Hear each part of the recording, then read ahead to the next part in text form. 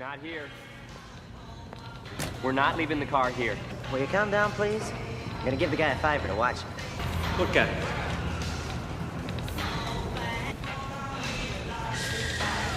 Hey, I want you to take extra special care of this vehicle. Okay, no worries, mate. Great. Hey, you boys have got nothing to worry about. I'm a professional.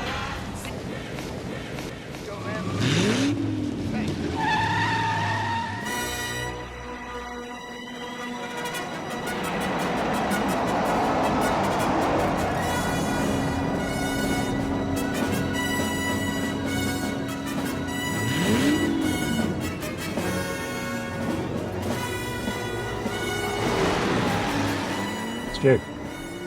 Stu. Stu. Hey. Come on, mate, focus. We've got a car to review. It's pretty cool. Oh, sorry. I was having a terrible dream. I was trashing somebody's classic Ferrari. It was just awful. A Ferrari? What are you talking about, Stu? We've got a very cool Japanese supercar. An original Honda NSX. There's no Ferraris today, okay? Got it?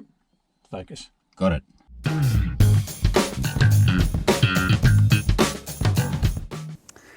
So back in the 80s, Hondas were very well known for their efficient hatchbacks and front-wheel drive cars. But then they decided to take on the might of Ferrari and Porsche. They needed something special, and this car is unique. It's a 1992 Honda NSX. It's a mid-engine sports car. It's a benchmark car for Honda. I've driven them a lot on the racetrack, but not for 20 years. I'm looking forward to driving it today. This will be good going up.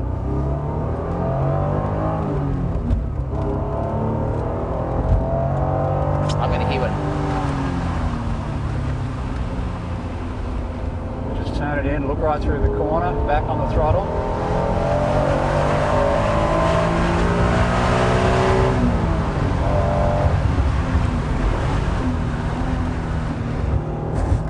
Just balancing the throttle in second gear through there.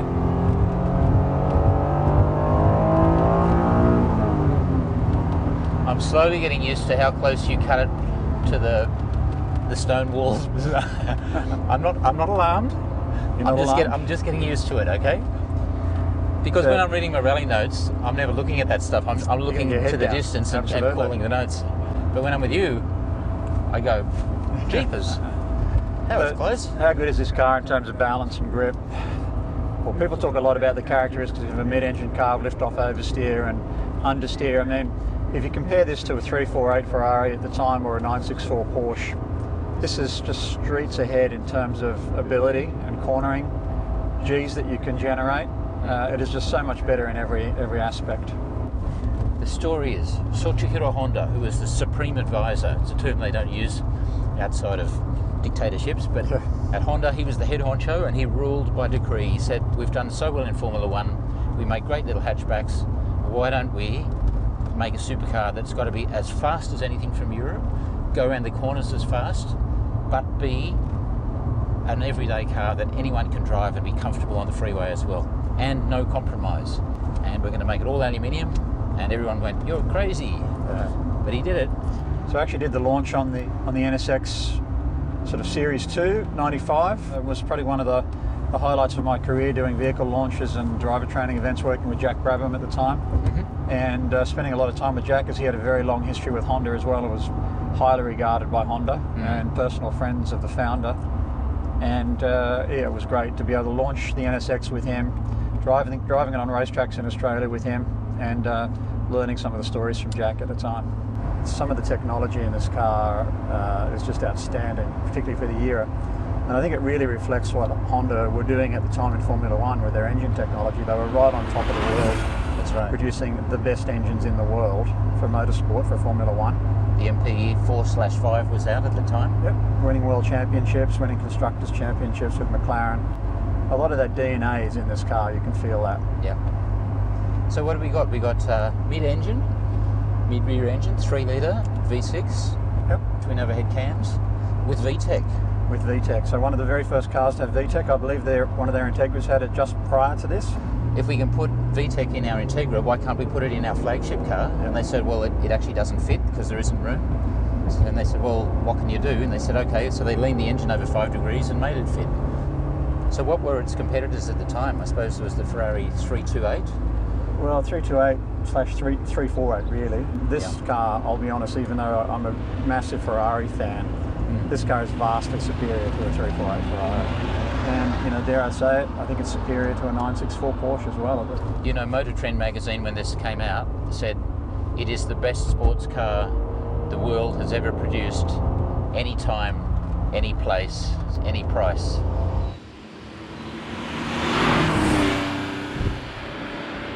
we've got an mile per hour speedo here. Yeah. Okay. Well, ergonomics. Look how much glass there is. Look at this low scuttle. That's fantastic. And as I said before, I've driven a few of these on the track over the years, and when you're approaching the apex of a corner, you can really see the curve. You can see the ripple strip. So your vision on track is just fantastic. So that's one of the really, I think, cool things about this car. There's no power steering. So the feedback you're getting through the wheel, through the steering wheel, is exactly what you're feeling at the tyre. I love the feel of having a car with no power steering. Really tactile. Just superb. It looks so long. It looks like an aircraft carrier back out the back, as you can see, but it's actually only this much longer than a Porsche Boxster of 15 years after it. It's the same width, 1810, but it's 4 inches lower than a Boxster. That's why it looks so long. It's low. Quite deceiving, isn't it? Yeah. Same weight, 1340 kilos. Yeah. Although this one, I noticed has got a lot of the NSX-R bits on it, which was their special racing version. It does. So you'll notice that it does have a lot of NSX-R bits and pieces. It's not an NSX-R. Has the steering wheel. Yeah. That's from an NSX-R. You've got the badges. It's got the wheels, which I understand are about 2,000 pounds per wheel, and a few other bits and pieces. But yeah, it's a little bit of a hybrid. Normally on the NSX-R, they delete the aircon, which is nice today because we're in Australia. They delete the carpets. They take out the spare wheel. We've got all those things. Yeah. Although I wouldn't fancy putting that spare wheel on because it's a tiny little space saver. Yeah. And then where do you put your big full-size one? Oh, absolutely. Yeah. Aircon works well. Hey, this is a Honda, which means Everything works. It's going to be totally reliable. One of the things that Honda always gets right, whether it's an NSX or a Civic or an Integra, is the manual shift. The gear shifts is always so good. The feel of the gearbox in this car is just superb. I've driven the autos previously. They're a little sludgy. They're an old style auto, and it's not great. You really lose a lot of the involvement. So yeah, if you're buying one, you really want the manual. So I was looking on car sales in Australia, and I only found 4 cars. 3 of them were automatics.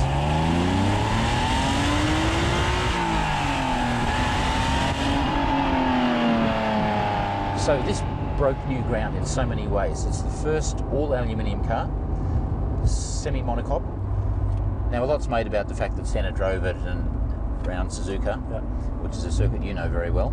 You know, he's kind of become a little bit synonymous with the vehicle now, hasn't he? Satoru Nakajima spent a lot of time developing it. He was a Formula 1 driver at the time, and I think he spent a lot more time with it than Senna did. Anyway, Nakajima went with Honda to the Nürburgring and a bunch of other circuits, and they developed it and gradually made it stiffer and stiffer, adding welding in little braces into the chassis here and there, and they got it 50% stiffer than it was at the start without hardly adding any weight at all. It feels really rigid, but it's incredibly well damped for such a low car. Very clever engineering.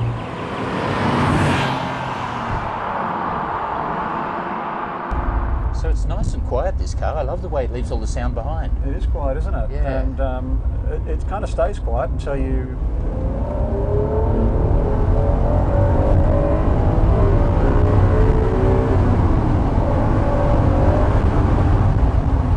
How's that?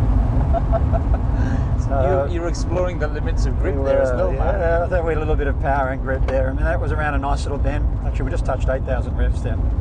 I was kind of thinking, I'd quite like him to slow down, but at the other side, I don't want him to back off though, because I don't want you to lighten the rig. And even if I had to lift off then, if you were in a 348 Ferrari, 964 Porsche, that speed round a bend and you lift it off, you'd be in a little bit of trouble. Yeah, you would be. This car, you just ease off the gas, the balance changes, the weight comes onto the front, it comes off the back nicely. It's just, You say you've driven these on the track a bit.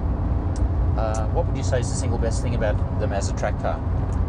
balance, brakes, engine performance at maximum revs with V-Tec, and vision. Fantastic. How are the brakes? Let's find out. Awesome. They're just down to second there.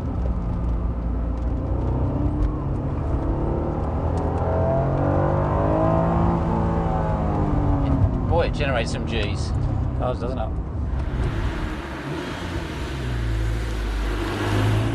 You know, Gordon Murray, who, as we know, is the designer of the McLaren F1, had one of these and he drove it 75,000 kilometres. He loved it.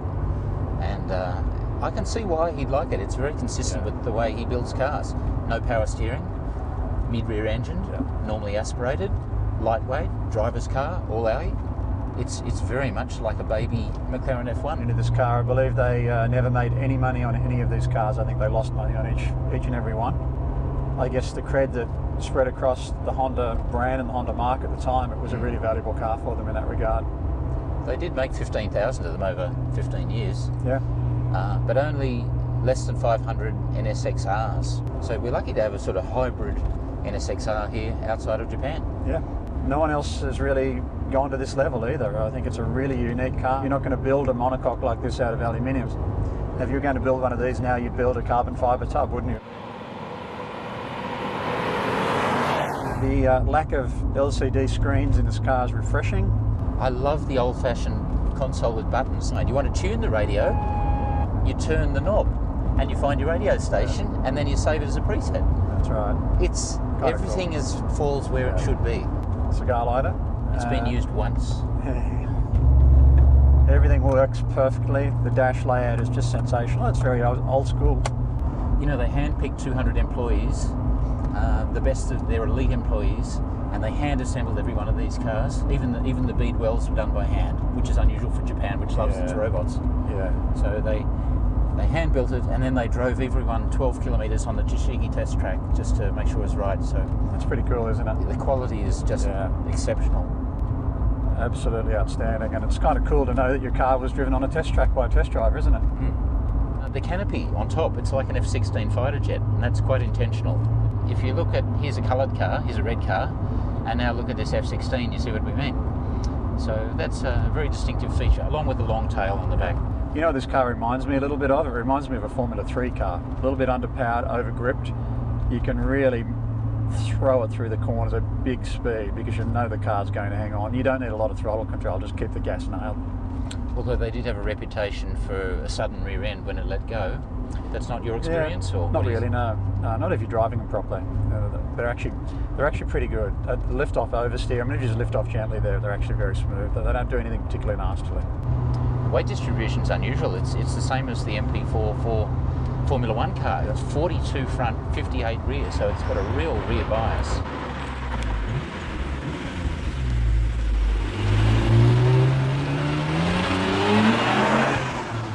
It really feels like a little pearl of an engine.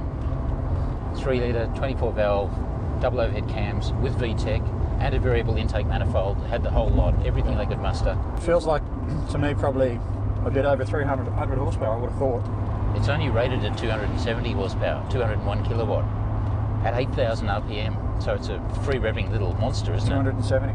That's what it's meant to be, but they must be Japanese horsepower, I think. So, because that feels, you've got a rough idea what 300 horsepower feels like, and it certainly feels more than that. Yeah. Torque's only 210 pound-feet or 285 newton-meters. At 6,000 RPM though, it's very high after the V-Tec cuts in. It comes on the boil about 5,000 revs. You keep going for a 6th gear. Yeah, I keep going for a 6th gear. Just get used to 6 gears, but it doesn't need 6 gear. It's not a downside with the car at all. 5-speed is perfectly adequate. The ratios are really nicely spaced. The early ones with the pop-up headlights look much nicer than the later ones, don't you think? Much nicer. A little later on went to the non-pop-up headlights for some countries in the world that need lights on all the time. And it's only a small thing, but it totally ruined the line and the look of the car, in my opinion.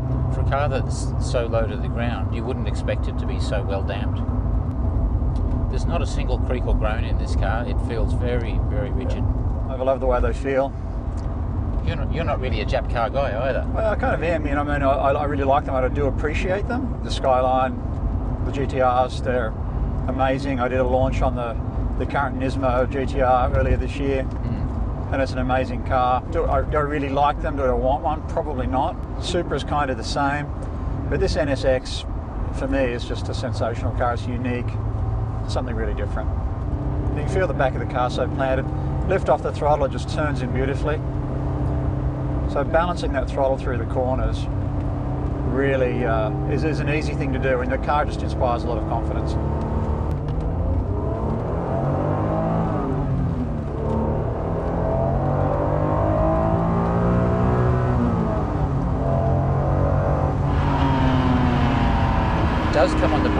V-Tec comes on, doesn't it? It really does. It does feel like it could handle more horsepower, but Gordon Murray said the same thing. Said the chassis so good, could easily handle a lot more power. and ergonomically it's so good. The pedals are set up perfectly. That heel and toe, it's a really easy thing to just reach across and lift that throttle on the downshift. Of all the cars we've driven recently, this is right up there as a driver's car. What have you got on your feet, Mark? Right, so Stu, when you're driving your NSX, it's really important that you wear the appropriate footwear. So I've got my lovely tan loafers and white socks on. Oh, If you want to go onto YouTube and look at the very famous Ayrton Senna driving his NSX, I believe it's Suzuka.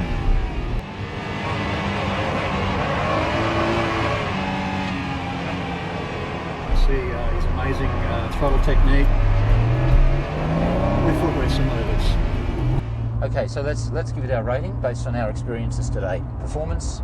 We've driven some cars with twice the horsepower of this. Yeah.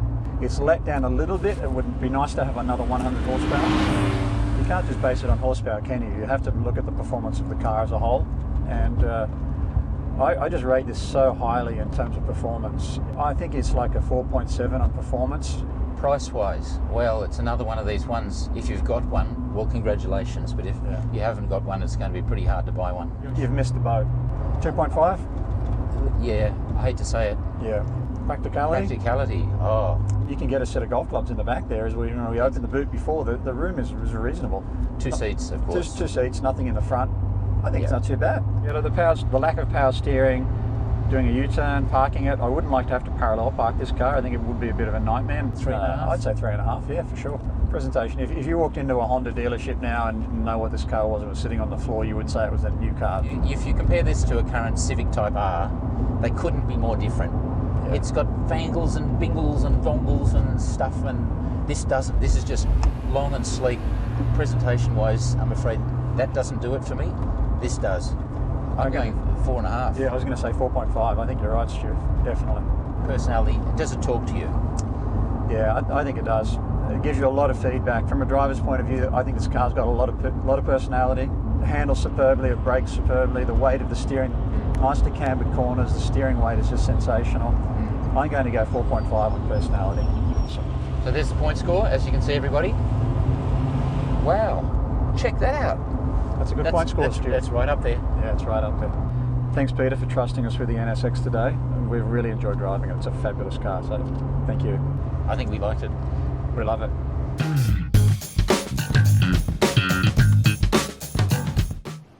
Oh hey, you made it right through to the end of the video. Congratulations. Thank you for watching. If you like what you see, please share it with your motoring friends. And above all, click the little subscribe thing down here so you can see the latest videos when we bring them out, hopefully each week. I look forward to seeing you soon.